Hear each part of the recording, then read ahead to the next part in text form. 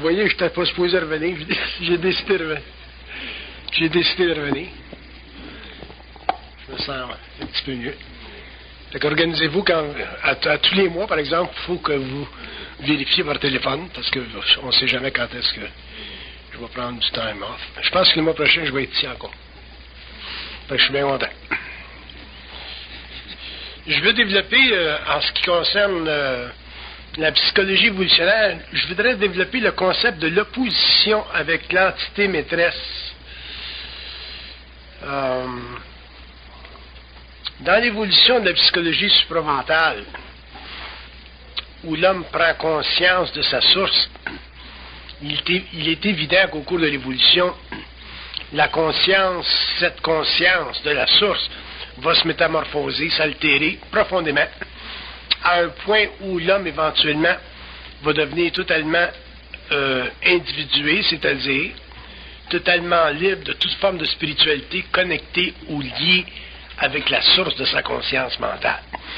L'évolution, c'est ça. Par contre, dans ce processus-là, il y a des dispositifs de reconnaissance qui font partie de l'évolution de la conscience humaine, l'évolution de l'intelligence de l'homme, de son intelligence intégrale. Et l'opposition fondamentale à l'entité, ou l'opposition fondamentale à la source sur le plan psychologique, fait partie de la conversion de l'ego au cours de l'évolution. C'est nécessaire qu'on en parle parce que ça ne fait pas partie de la littérature ésotérique classique, ça ne fait pas partie des données ésotériques ou occultes classiques, puisque les études antérieures étaient fondées ou créées à partir d'une conscience spirituelle. Donc, dans le cas de l'évolution d'une conscience supramentale, il est évident que l'homme va découvrir des mécanismes qui sont profondément opposés aux conventions spirituelles, occultes ou ésotériques de l'évolution, dans le sens que l'homme nouveau ne traitera pas avec l'entité maîtresse comme l'homme nouveau, comme l'homme ancien a traité avec l'entité spirituelle qui a été à la base de sa formation ésotérique ou occulte ou spirituelle durant l'évolution.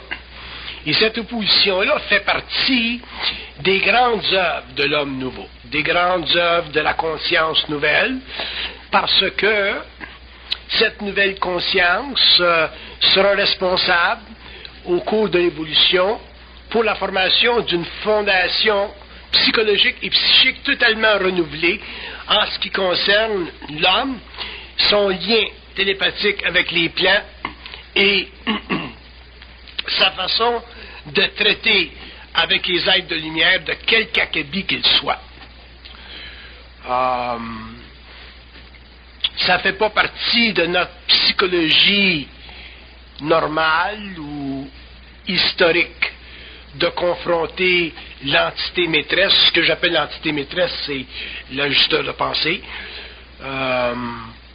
Parce que pendant l'évolution, l'homme a toujours été dominé par l'entité, pour des raisons spirituelles, pour des raisons de religion, pour des raisons occultes qui dépassent encore aujourd'hui la connaissance de l'homme en général. Mais l'opposition avec l'entité maîtresse est fondamentale à toute métamorphose de l'ego en ce qui concerne le développement d'une suprématie égoïque sur les forces occultes. Tant que l'homme n'exercera pas ou ne développera pas une suprématie absolue en ce qui concerne les forces occultes, l'homme demeurera un être spirituel et il ne pourra pas traverser le plan astral de sa conscience. Il est évident que l'homme aura besoin d'un certain guide ou d'une certaine psychologie de base pour s'entraîner sur le plan égoïque. Par contre, il devra faire ses propres essais par lui-même pour en arriver éventuellement à convertir son énergie mentale inférieure en une force de frappe et en une force de pénétration des plans occultes très très avancés, ce qui l'amènerait éventuellement à se libérer des aspects péjoratifs de sa programmation pour en arriver éventuellement à être un être libre. C'est un grand travail, c'est un travail d'évolution. Puis, la seule différence entre ce travail-là aujourd'hui et les travaux qui ont été faits dans le passé, c'est qu'à cause de la nature mentale de l'homme moderne, qui est une nature très très développée, de plus en plus scientifique, de moins en moins spirituelle, l'homme pourra finalement comprendre sa relation avec les plans, alors que pendant l'évolution, l'homme ne pouvait pas la comprendre, il devait simplement la subir, parce que c'était nécessaire pendant l'évolution qu'il fût établi sur la Terre des systèmes de religion pour compenser avec la nature animale de l'homme évolutif. L'opposition avec l'entité maîtresse est une opposition qui sera proportionnelle à la volonté de l'individu. Chaque individu aura la force intérieure de s'opposer à son entité maîtresse. Donc on peut dire, sur une échelle comparative, on peut dire qu'un initié a plus de volonté d'opposition à une entité maîtresse quand il a fini son initiation et qu'il a intégré ces énergies-là qu'un homme normal, parce que probablement sa souffrance est beaucoup plus grande. Par contre, le phénomène demeure le même et les hommes, au cours de l'évolution, s'exerceront à réellement prendre conscience de cette opposition-là, dans la mesure où les hommes en arriveront éventuellement au seuil d'une certaine souffrance, c'est-à-dire lorsque les hommes en arriveront à prendre conscience de la présence intérieure.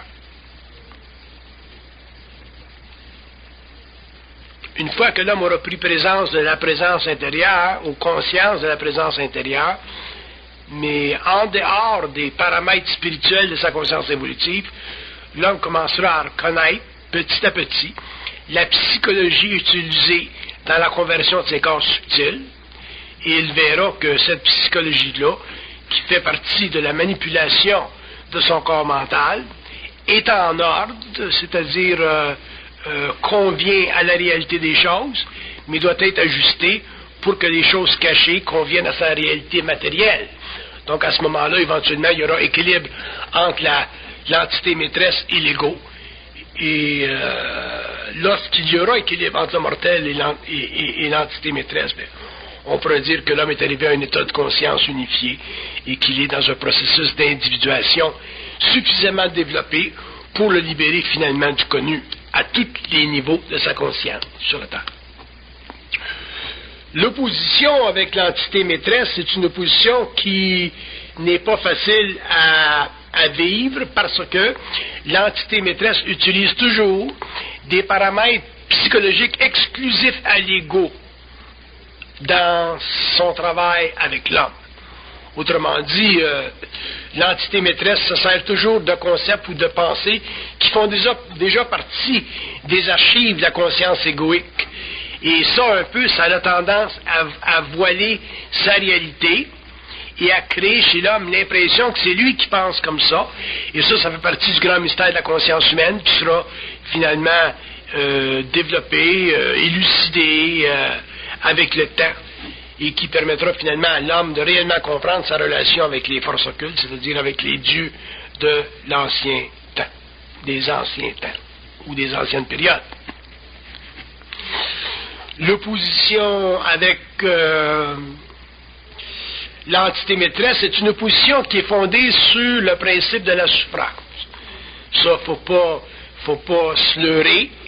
Ce n'est pas basé sur le principe de la fidélité spirituelle, ou sur le principe de la loyauté spirituelle, ou sur le principe de l'amour spirituel, ou de l'affection spirituelle, comme on a trouvé pendant l'évolution. Je peux vous assurer que tout homme ou toute personne humaine prenant conscience de son archétype mental ou de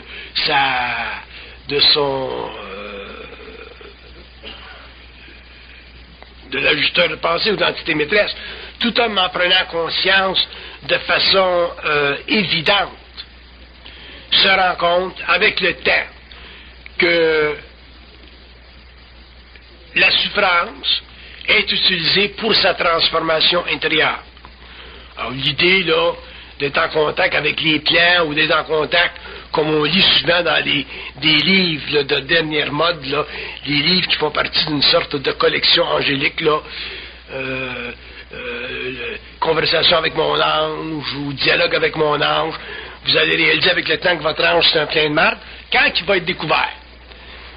Tant qu'il ne sera pas découvert, mais là vous allez avec votre ange, puis vous allez réellement être dans la menace spirituelle, puis vous pouvez rester dans la menace spirituelle pendant très très longtemps, vous pouvez rester là-dedans pendant des générations. Il y a des peuples qui sont restés dans la menace spirituelle pendant des siècles. Ça fait que...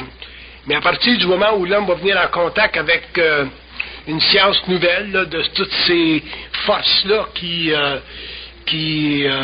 sont à l'origine de sa conscience planétaire,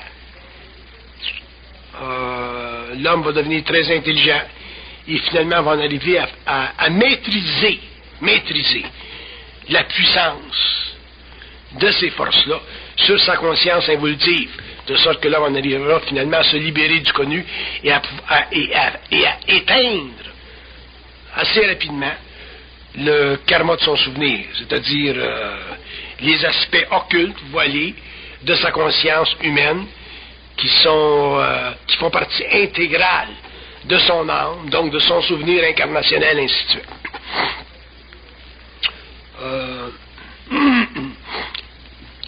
L'obstacle fondamental à l'opposition avec l'entité maîtresse sera, pour l'être humain, en évolution de conscience, la difficulté de traiter l'entité maîtresse comme s'il traitait un être humain. Si l'homme n'est pas capable de traiter au niveau du dialogue l'entité maîtresse comme on traite un être humain, à ce moment-là, il ne sera pas capable de se libérer de son illusion spirituelle et, naturellement, par conséquent, ne pourra pas commencer à se libérer du lien de travail qu'exerce sur lui l'entité maîtresse. Une entité, que ce soit une entité maîtresse ou que ce soit une entité secondaire astrale, exerce ou crée toujours chez l'homme un travail. La raison pour laquelle l'homme sur la terre souffre, c'est parce qu'il y a un travail d'exercer sur lui. C'est ça qui permet l'évolution, c'est ça qui permet l'évolution de l'âme, et c'est ça qui permet l'évolution de l'esprit. Par contre, c'est toujours l'homme qui paye le prix, c'est toujours l'homme qui est victime, c'est toujours l'homme qui est assujetti, c'est toujours l'homme qui est manipulé, et ça c'est l'histoire de l'évolution. Avec l'homme nouveau, ça va cesser, ça va prendre fin, ce cycle-là de manipulation, et ça va prendre fin au cours des siècles, parce que ça va être très très très long, cette transmutation-là, cette transmutation de la conscience humaine. C'est pour ça que d'ailleurs que ça se fera totalement sur une base individuelle, et ça se programmait sur une base collective. Il n'y a aucune civilisation qui pourrait subir ou supporter le choc de l'opposition de sa conscience avec des entités occultes. La civilisation s'effondrerait et disparaîtrait en un clin d'œil. Donc ceci se fera sur une base individuelle. Par contre, l'homme trouvera difficile de s'opposer avec l'entité maîtresse de façon catégorielle, c'est-à-dire comme si l'entité était réellement humaine et libérée ou libre des paramètres occultes qu'on lui attribue à cause de notre spiritualité, puis à cause des impressions occultes ou ésotériques qu'on a développées au cours des siècles en ce qui concerne ces forces-là. Lorsque l'homme traitera avec l'entité maîtresse comme s'il traitait avec un homme ou un être humain qui le manipule ou qui le fait souffrir, l'homme commencera finalement à découvrir le vrai visage de cette entité et automatiquement commencera à l'amener, cette entité, sous son contrôle. Et c'est très important que l'homme en arrive un jour à contrôler l'entité maîtresse qui fait partie de sa conscience originale, parce que c'est ce contrôle-là qui permettra finalement de réduire la verticalité de sa relation et de la transformer en une horizontalité pour qu'il y ait équilibre entre le mortel et l'entité maîtresse. Quand il y aura un équilibre entre le mortel et l'entité maîtresse, le processus de fusion de la conscience humaine sera très avancé sur la Terre, l'homme serait totalement individué, l'homme sera conscient et à ce moment-là aura une conscience intégrale de son plan de vie, et ainsi de suite, ainsi de suite. Ce qui rendra difficile cette conscience-là de traiter l'entité maîtresse comme un être humain normal ou un mortel, c'est parce que, premièrement, l'homme, en général, ne la verra pas. Et quand on traite avec une entité qu'on ne voit pas, et qu'on traite avec une entité que simplement on entend, c'est beaucoup plus difficile pour l'ego de diriger vers cette entité-là la même puissance de frappe qu'il pourrait faire s'il la voyait, l'entité. Alors, en général, l'homme ne verra pas l'entité. L'homme, par contre, pourrait être en communication télépathique avec elle, pourrait l'entendre dans sa tête, et à partir de ce moment-là, pourra commencer à s'exercer dans ce processus d'opposition. Et comme je vous ai dit tout à l'heure, le facteur qui lui permettra ou qui lui donnera le vent dans les voiles. Le vent dans les voiles, c'est un petit peu équivalent au feu au cul. Ce sera la souffrance. Ce sera la souffrance. Autant l'homme de l'évolution a accepté la souffrance spirituelle pour l'amour de Dieu, pour l'amour du Christ, puis pour l'amour de toute cette gang-là de l'autre bord, autant dans l'évolution, l'homme n'acceptera plus la souffrance. Et à partir du moment où l'homme cessera d'accepter la souffrance, pour des raisons spirituelles ou religieuses, l'homme sévèrera son lien historique avec l'évolution et commencera finalement à se préparer, à se donner une conscience nouvelle qui fera partie de ce qu'on appelle l'évolution, c'est-à-dire la domination de l'homme ou du mortel sur l'ajusteur de pensée. Par contre, si l'homme est trop sensible spirituellement, il deviendra vulnérable spirituellement. Et devenir vulnérable spirituellement, ça veut dire qu'il sera forcé de restreindre sa lutte contre l'entité maîtresse. Et restreindre sa lutte contre l'entité maîtresse, ça équivaut à masquer son pouvoir personnel, ça équivaut à réduire sa réaction, diminuer sa volonté, éteindre son intelligence pour des raisons d'amour spirituel. Et ça a été la condition de l'évolution, ça a été la faiblesse de l'homme de l'évolution, ça a été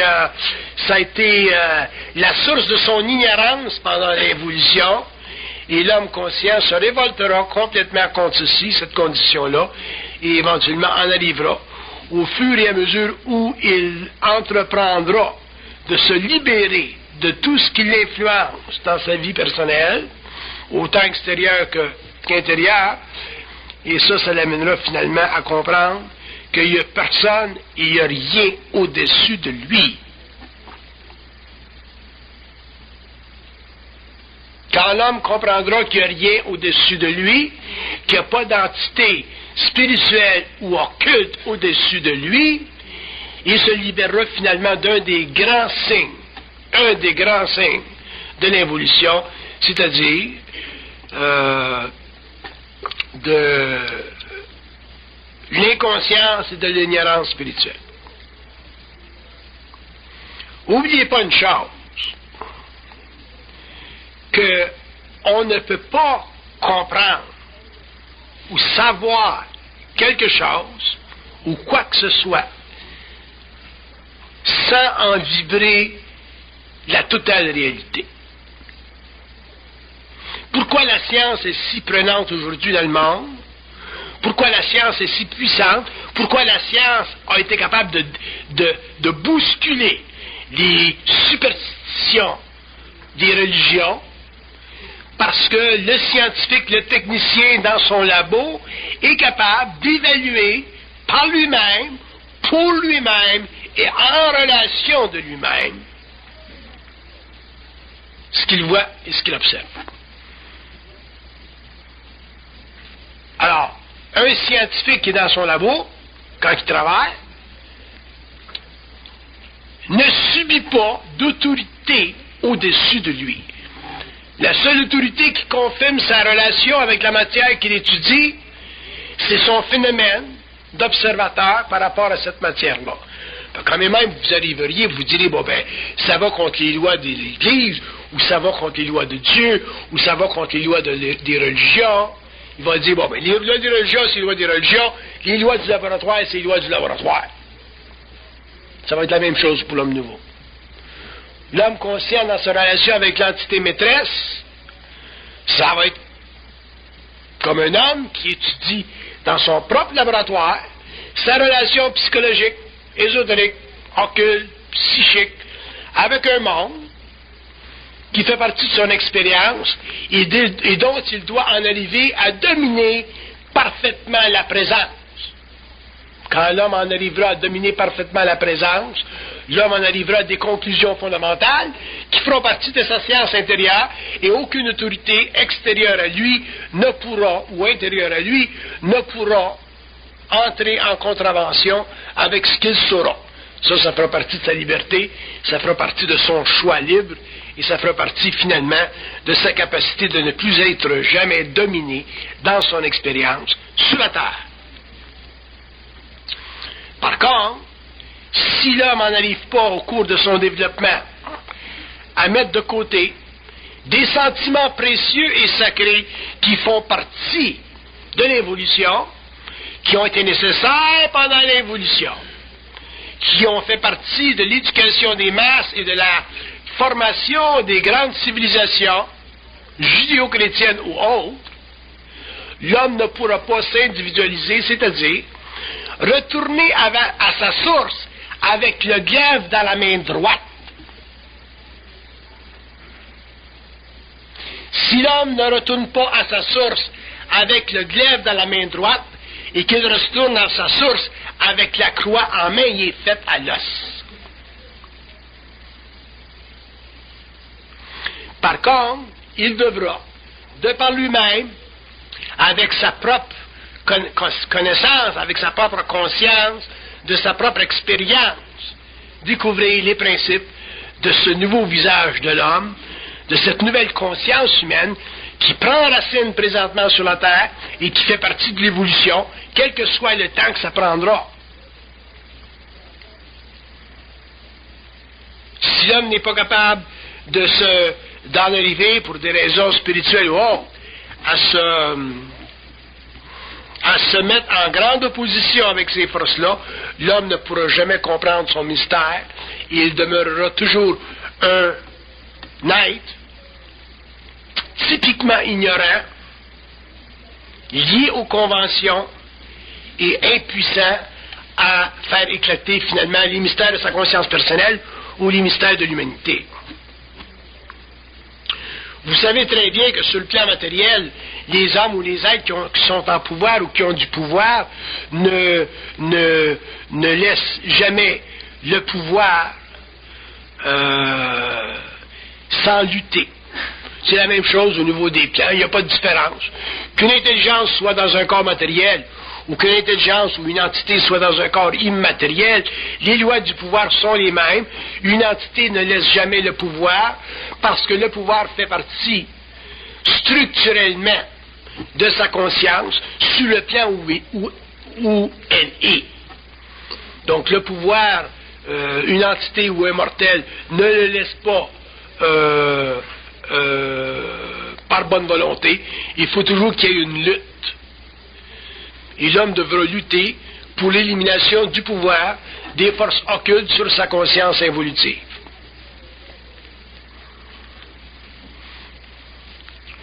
La conscience du pouvoir occulte des forces spirituelles ou des forces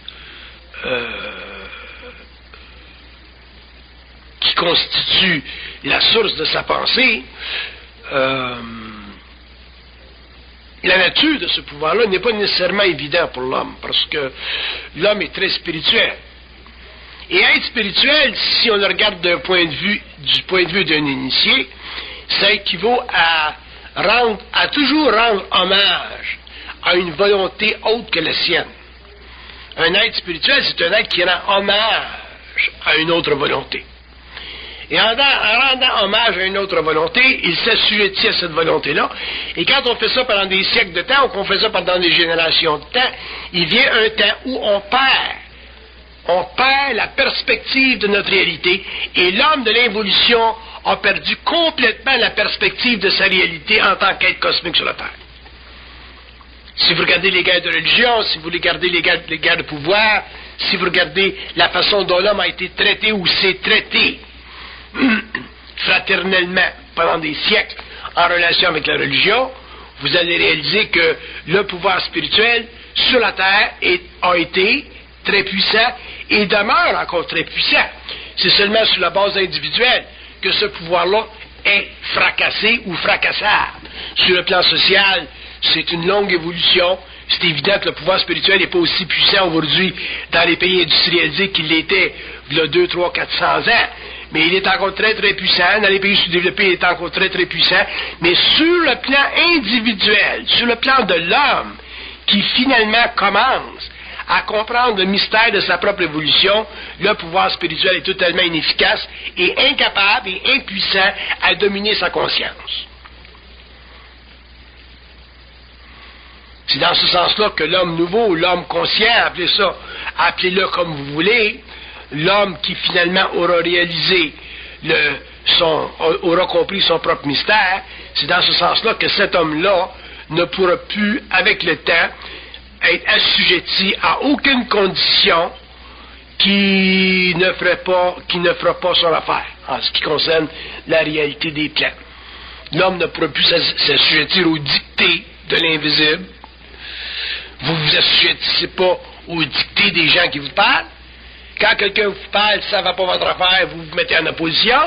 Vous dites, ben, ça fait pas mon affaire, ça, c'est comme ça que je veux voir ça. Ça va être la même chose avec l'entité maîtresse. Fait que l'histoire des anges, là, qui se promènent dans le monde, surtout en France, là, les best-sellers, là, c'est bon que ces gens-là restent très, très loin de Québec. Très loin de Québec.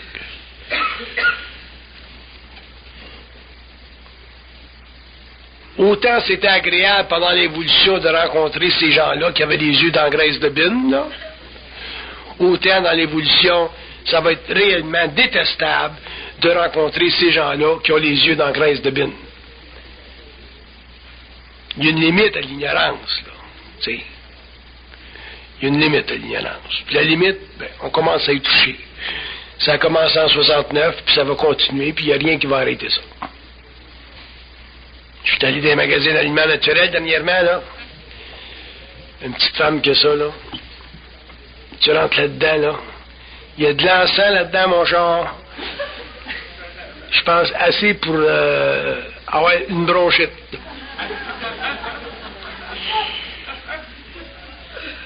La bonne femme, elle te parle, là. La voix, elle monte pas plus que 2 décibels. Qu'est-ce que je peux faire pour vous, mon petit monsieur? J'ai dit, moi, je peux vous appeler petite madame, mais avant que vous m'appeliez petit monsieur, là, vous êtes mieux de regarder ma carte d'assurance sociale. Mon petit monsieur. J'ai dit, c'est quoi cette affaire-là, mon petit monsieur? Je suis un petit monsieur à vous? Ah, il tient qu'une façon de parler. Là, je vois que c'est l'air un petit peu, là. J'ai dit, si je vous appelais ma petite vieille, bonjour ma petite vieille, comment ça va ma petite vieille? Aimeriez-vous ça? Oh, là, elle commence à être un petit peu mal à l'aise. J'ai dit, faites-vous en pas, vous pouvez m'appeler mon petit monsieur.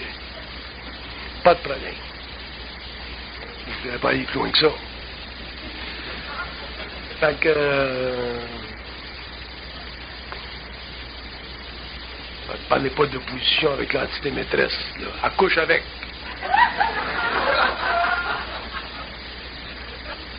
En tout cas,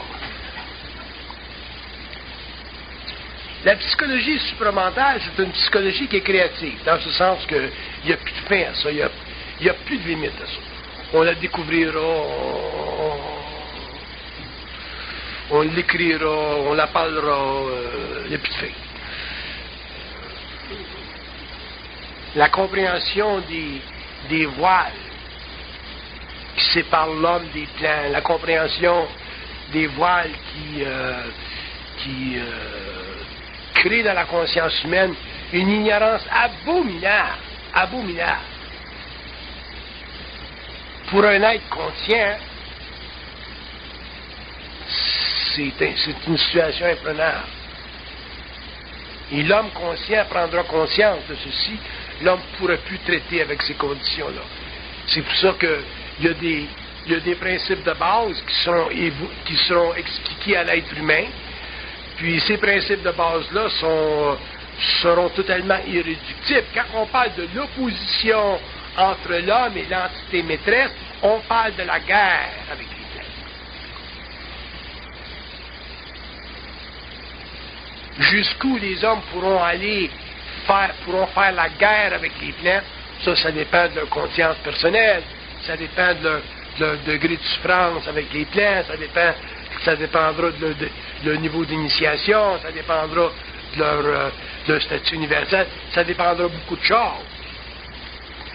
Mais on ne peut pas revenir sur le fait que l'homme nouveau sera en guerre avec les plans. Autant l'homme ancien a couché avec les plans, autant l'homme nouveau sera en guerre avec les plans. L'amour pour les plans, l'amour pour les entités spirituelles, les guides spirituels, toute cette gang-là, il n'y en aurait plus chez l'homme conscient. Puis on ne peut pas évaluer cette réalité-là à partir d'un discours fait par une personne comme moi-même. Cette réalité-là ne peut être évaluée que par soi-même, dans notre propre expérience. On n'est plus à l'âge de la philosophie, on n'est plus à l'âge de la transmission de l'information. On n'est plus à l'âge des idéologies quand on entre dans la lutte avec les plans. L'âge du Verseau commence réellement là. L'âge du Verseau, ça commence pas avec les New Agers, là, puis toute la gang de Californie, là. L'âge du Verseau commence à partir du moment où l'homme prend contrôle de sa destinée sur le plan mental. Ce qui se passe avant ça, c'est simplement de l'antichambre. C'est préparatoire. Ça fait partie des modes. On a eu des Krishna dans le temps là, qui se promenaient avec des jaquettes jaune-orange, là, puis des cloches, là. On a eu les épées qui parlaient de l'or, là, avec un petit peu de pote, là, puis un peu de guitare. Donc on a eu toutes les modes. C'est plein de modes. On a eu la période des sectes. Ça, c'est pas fini, oui. Les sectes, à différents niveaux, lavage de cerveau. Mais l'âge du Verseau, c'est-à-dire la période où l'homme va commencer finalement à comprendre son mystère et à utiliser sa conscience mentale de manière créative, c'est-à-dire avec la moindre manipulation possible. Ça fait partie de l'évolution. Et c'est ça qui permettra finalement à l'être humain de comprendre qu'il n'y a pas de différence entre une intelligence ou une entité sur un autre plan et une entité incarnée sur le plan matériel. Mais si l'homme, à cause de son inconscience, ne peut pas évaluer l'invisible à partir de lui-même, l'homme ne peut pas traiter avec les entités de manière intelligente. Ça a été le cas de l'involution. Dans votre vie personnelle, quand vous rencontrez un con, vous le savez, vous êtes capable de l'évaluer, vous ne tombez pas en pamoison, vous ne dites pas mon saint con. Mais quand vous rencontrez un con sur les autres plans, vous tombez en pamoison, ça c'est mon saint con. Fait qu'imagine-toi le fun qu'ils ont de l'autre bord. Puis les religions ont développé des systèmes extraordinairement efficace pour perpétuer cette connerie-là. Les sciences ésotériques ont développé des systèmes parallèles pour s'assurer que ce système-là se perpétue, mais à un autre niveau. Je vous souhaite un jour, pas de suite, là, parce que vous êtes encore un petit peu trop borderline, mais que dans quelques années, là, quand vous serez un petit peu plus rentré dans votre identité, puis que vous aurez réellement pris ce que j'appelle le feu aux poudres, à ce moment-là, je vous souhaite de rencontrer quelqu'un qui écrit un livre, là, ces anges, là, toute cette gang de monde-là, là, les angélicos.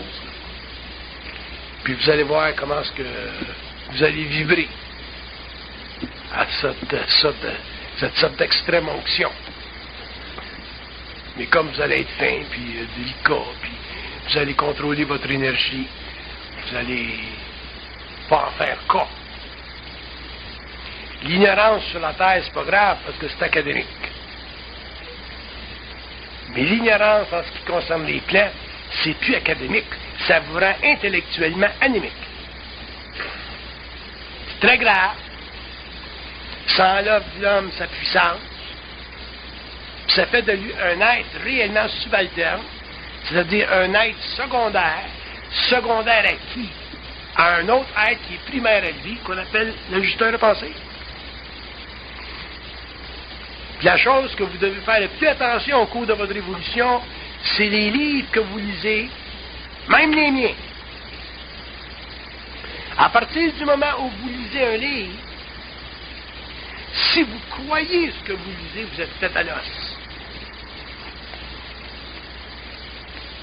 Des livres, ça devrait être mis à votre disposition pour vous permettre de savoir que ce que les gars écrit, vous le savez.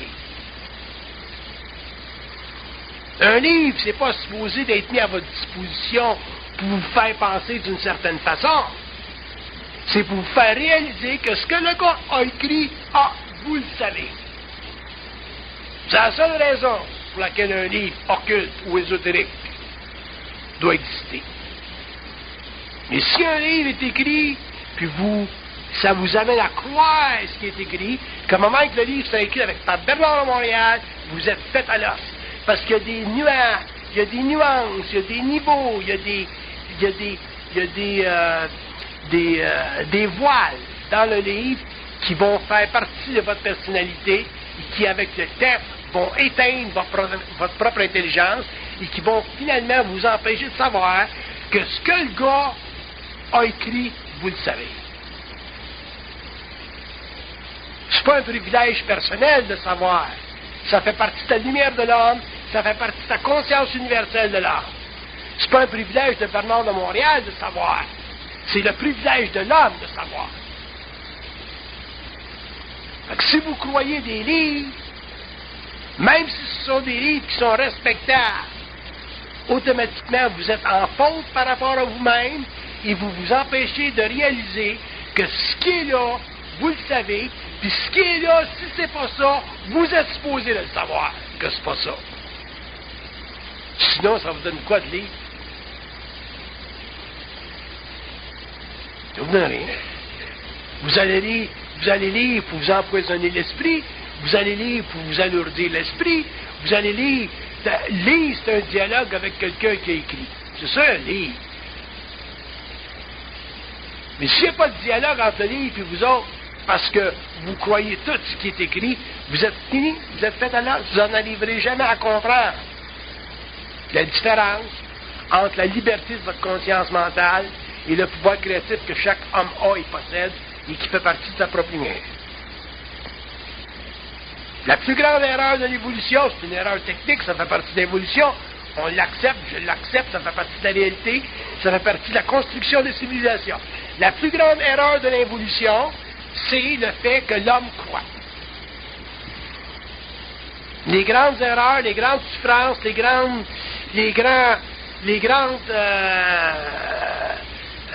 grandes forces fossoyantes de l'évolution ont été liées à la croyance. Que ce soit une croyance profane comme les Russes qui ont cru dans le socialisme de Marx et d'Engels, ou que ce soit une croyance qui fait partie de la judéo-chrétienté ou de la juiverie, whatever it is.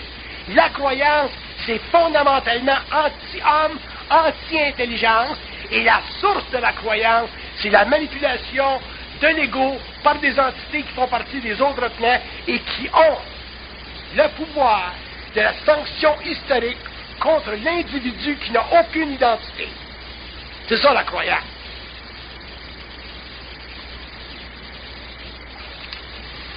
Que ta belle-mère croit, ça c'est pas grave, ça c'est elle, ça c'est son affaire à elle. Ma mère a croué, moi, puis je dérange pas sa croyance. Je m'occupe de moi. Et l'homme doit en arriver à s'occuper de lui-même. Si l'homme s'occupe réellement de lui-même et consciemment en arrive un jour à lutter contre la domination des plans occultes sur sa conscience, l'homme un jour ne pourra plus croire. Puis il y a des gens dans mes séminaires qui m'ont dit souvent de fois, comment est-ce qu'on peut pas croire, M. Bernard? Vous nous dites quelque chose, d'un côté vous nous dites quelque chose, puis d'un autre côté vous nous dites de ne pas croire. Il y a une contradiction là. J'ai dit la seule raison pour laquelle il y a une contradiction dans votre esprit, c'est parce que d'un côté, je vous donne quelque chose, puis d'un autre côté, je vous l'enlève. C'est pour ça qu'il y a une contradiction. Mais j'ai dit un jour, il n'y en aurait plus de contradiction. Un jour, quand vous serez suffisamment conscient, un jour, quand vous serez suffisamment super, un jour, quand vous aurez plein de culture pris, vous allez comprendre que la croyance, ça ne fait pas partie de l'évolution, puis un jour, vous serez même plus capable de croire, même si vous essayez. Quand vous serez plus capable de croire, même si vous essayez, c'est parce que vous n'aurez plus les ressources intellectuelles, psychologiques, putréfiées de l'évolution pour vous garder dans l'ignorance de l'évolution. Moi, je ne crois même pas ce que je vous dis. Imaginez-vous que je suis rendu loin, mon affaire. C'est loin, mon affaire. Je ne crois même pas ce que je vous dis. Je ne suis même pas capable de croire. Là, vous allez dire, comment on va sacrer notre camp tout de suite? Puis ce que ça veut dire, c'est que j'ai plus les ressources intellectuelles pour m'intéresser égocentriquement à ce que je dis. C'est ça que ça veut dire. Fait que je peux pas croire. Ça veut pas dire que je dis des conneries. Ça veut dire que je peux pas croire. Ça colle plus. Fait que c'est purement créatif, puis ça a de l'allure, puis ça n'a pas d'allure, ça a de l'allure. Donc, autrement dit, pour dire qu'à la croyance est toujours attachée la polarité du vrai et du faux, alors que dans l'absence, dans la suspension de la croyance, il y a simplement l'esprit libre et créateur de l'homme. Ça appartient à tous les hommes, et aucun homme n'a sur vous d'ascendance. Même pas moi. C'est ça, la nouvelle évolution. Sans ça, on va toujours finir avec des papes, puis des papesses, puis des maîtres, puis des maîtresses. Gardez les maîtres et les maîtresses dans la vie de tous les jours, ça c'est correct. Mais oubliez les maîtres sur le plan spirituel. Pas partie de l'évolution. J'étais en Floride une fois, puis j'arrive à l'aéroport, puis c'était dans le temps des Krishna, là, toutes les mouk-mouk. Puis il y a une jeune fille qui m'arrive, puis elle me dit, à travers les mouk-mouk, puis elle me dit, elle me parle de son affaire, là. Puis d'un coup, elle me demande, elle me dit, seriez-vous intéressé à notre littérature, patati patata. Fait que j'ai dit, qu'est-ce que c'est l'âme? Fait qu'elle me dit, bon, ben, le maître. Il dit, non, j'ai dit, laisse faire le maître, là. C'est quoi l'âme? Explique-moi qu'est-ce que c'est l'âme. J'ai dit, je suis assoiffé de savoir qu'est-ce que c'est l'âme. Elle dit, notre maître, j'ai dit, si tu me parles du maître encore, je prends mon avion, puis je crisse mon camp. C'est quoi l'âme? Elle n'a jamais été capable de me le dire. J'ai dit, viens ici, là, on va aller prendre un petit café, puis m'a t'expliquer ça en 2 minutes, qu'est-ce que c'est l'âme. Quand j'ai eu fini avec elle, elle voulait venir à Montréal prendre des séminaires. J'ai dit, oublie ça, reste avec ton maître. Autrement dit, ça va loin la croyance. L'attachement on est toujours attaché. On a toujours besoin d'une forme d'autorité. On est comme des petits chiens avec une laisse. On a toujours besoin d'un maître. C'est subtil l'affaire des maîtres. On a besoin des maîtres en matière, on a besoin des maîtres de l'autre bord. Puis un jour, l'homme va réaliser que qu'il peut avoir des relations avec l'autre bord, mais pas de même. Que vous ayez des relations avec l'autre bord, ça ne me dérange pas, mais que vous ayez des maîtres de l'autre bord, là, ça me dérange. Moi, j'en ai des relations. No problem. Assis-toi, là, on va se parler. Matérialise-toi, mais pas trop fort. Des relations. Pas des maîtres de l'autre bord. Puis dans l'évolution, l'homme n'aura pas de maître de l'autre bord. Donc l'affaire des mystères, puis des conneries, puis des idéologies, puis de tout le tralala qu'il a fait de nous autres en 1995, en 98, des êtres sans aucune conscience créative, sans aucune identité, sans pouvoir créatif, des êtres qui ne sont même pas capables d'expliquer leur propre mystère. Que mon chat ne connaisse pas son mystère, ça je comprends. Mais que nous autres, des hommes, on ne connaisse pas notre mystère, qu'on ne soit pas capable d'expliquer nos origines, d'où ce qu'on vient, d'où ce qu'on s'en va, puis qu'on ne connaisse pas nos relations d'autre bord, dans un sens réellement relationnel, au lieu d'avoir simplement des relations par imposition, comme on a eu pendant l'évolution. Pour moi, c'est un crime contre l'esprit. Puis à part de ça, il y a le mot esprit. Il faut qu'on le définisse, ce terme-là, un jour. C'est quoi ça de l'esprit?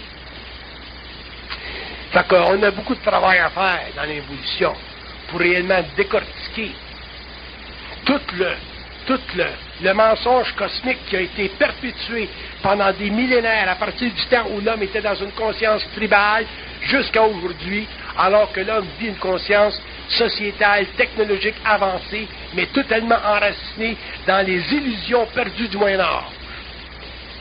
Au profit de quoi? Au profit d'une sainteté, au profit d'une divinité, au profit d'une conscience spirituelle dont on n'a aucune idée de qu'est-ce que c'est sur le plan cosmogénique, sur le plan politique, sur le plan de la mort et sur le plan mental. On n'a aucune idée avec qui se qu'on dit, avec qui se qu'on traite. C'est très grave, notre affaire. C'est long, l'évolution. Pour en sortir, on le sait, on connaît les points sensibles de l'histoire où des hommes se sont mis en opposition avec telle chose. Luther s'est mis en opposition avec la chrétienté, il a formé la religion protestante. Un autre s'est mis en opposition avec une autre affaire. Il y en a d'autres qui se sont mis en opposition sur le plan politique. L'homme a été obligé de se mettre en opposition pour grandir. L'homme nouveau se mettra en opposition pour grandir. L'histoire de lire des livres, puis entendre des dictées, puis entendre des messages, ainsi de suite, de façon totalement passive, ça sera totalement éliminé, éradiqué de la conscience humaine. L'homme ne prendra plus absolument rien des plans qui ne fera pas son affaire. Puis là encore, il faut le dire, son affaire. Dans la mesure où l'homme va devenir conscient, de moins en moins, il va pouvoir prendre ce qui lui est dicté des plans. Dans la mesure où l'homme sera spirituel, l'homme sera capable d'absorber ce qui lui vient de dicter des plans. L'être humain sur la Terre est très très loin de comprendre l'aspect occulte du principe spirituel luciférien de la conscience morontielle de l'homme et de la conscience planétaire de l'homme. L'homme n'a aucune idée de la nature des fils, de la nature des Adams qui ont fait partie de son incorporation et de sa mise en évolution expérientielle sur la Terre pour des raisons totalement cosmiques. L'homme est totalement dans le jus en ce qui concerne les lois occultes de son évolution. L'homme n'a aucune conscience des lois de la Terre, aucune conscience du Soleil, de la Lune, des planètes. L'homme n'a aucune idée comment fonctionne l'univers local, ni matériel, ni occulte. Pourquoi? Parce qu'il n'est pas dans son esprit. Il n'est pas dans son esprit, il est dans son intellect, il est dans sa mémoire. Il est dans un processus de réflexion constamment. Il absorbe de l'extérieur de lui-même constamment, ou il absorbe de l'intérieur de lui-même quand il y a une conscience spirituelle.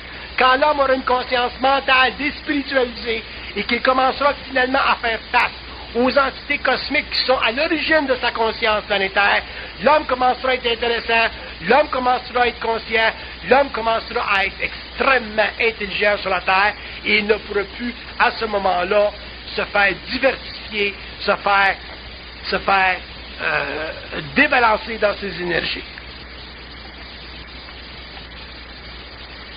Donc, à ce moment-là, on aura affaire à l'être humain comme il doit être. Comment il doit être, l'homme? C'est à lui de le savoir comment il doit être. Tu ne demandes pas à une entité comment il doit être.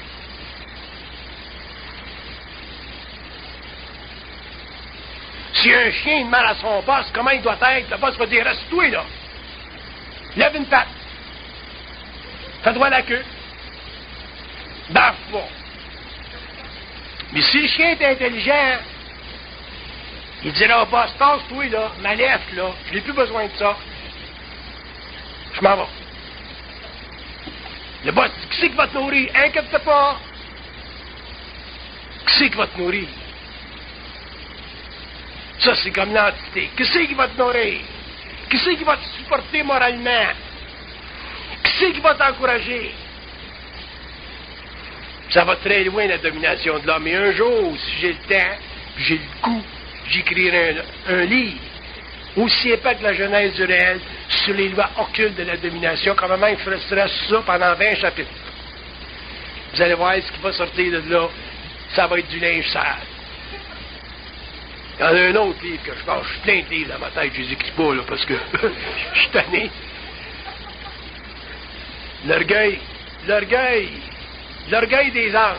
Ça va se vendre parce que j'ai l'orgueil des anges. Le mot orgueil des anges. M'a envoyé ça à Gallimard en France, là. Je te dis qu'ils vont prendre ça, tout d'une shot. Mais la bonne femme, elle va penser que je parle des anges, comme elle parle des anges, puis quand elle va lire ça, puis elle va ouvrir le livre, là, elle va avoir peur en ce sacrement. D'où c'est qu'il vient, ce gars-là?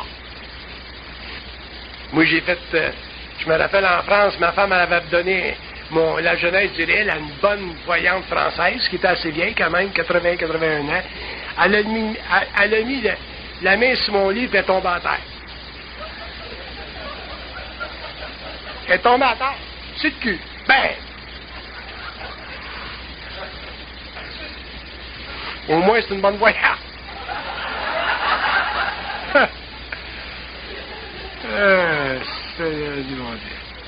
Bon, je vais retourner au sérieux. Quand j'étais en santé, à ce soir, j'étais en forme. Hein? L'opposition avec l'entité maîtresse, c'est pas évident parce que l'homme, les initiés souffrent beaucoup. Bon, moi, j'ai beaucoup souffert, c'est évident, tout le monde le sait. Puis, la souffrance, qu'est-ce que ça crée chez un être? Quand il y a une certaine conscience.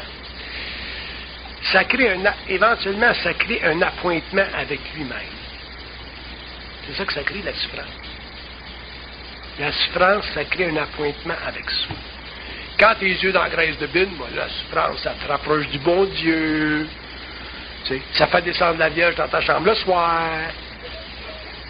Tu sais, ça te fait de Saint-Jean-Baptiste un bon chum. Tu sais, ça permet, bon, à Saint-Christophe de trouver tes bébelles que tu as perdues. Mais quand tu es conscient de la game et tu perds tes affaires, sais-tu que tu prends le faux cul? Là, tu ne pries pas demander à Saint-Christophe de trouver ton computer que tu as perdu. Là, tu t'adresses directement à l'autre Christophe en arrière. Là, tu dis, ce qui est mon computer, mon hostie. Puis là, il n'aime pas ça, se faire parler de même. Fait qu'il ne te répond pas tout de suite. Fait que tu dis, t'as pas de choix, il faut que tu me répondes, mon sacrement, ça fait partie des lois cosmiques, moi t'es expliqué. Ah là, tout d'un coup, il rentre sur la ligne. Là, tu dis, t'es-tu là? Ah, il dit, oui, je suis là. T'entends la voix, on dirait qu'elle vient de loin, là, au coin de Sainte-Catherine du Pile. Tu dis, ce qui est mon computer? Ils ont tellement une tête de cochon qu'ils vont dire, tu vas le trouver bien vite. Là, tu dis, je veux que tu me le dises tout de suite, ce qui est mon computer. Là, ils te coupent le contact. Ils te le disent pas. Ça fait partie des voix. OK, je vous expliquerai ça un jour. C'est intéressant.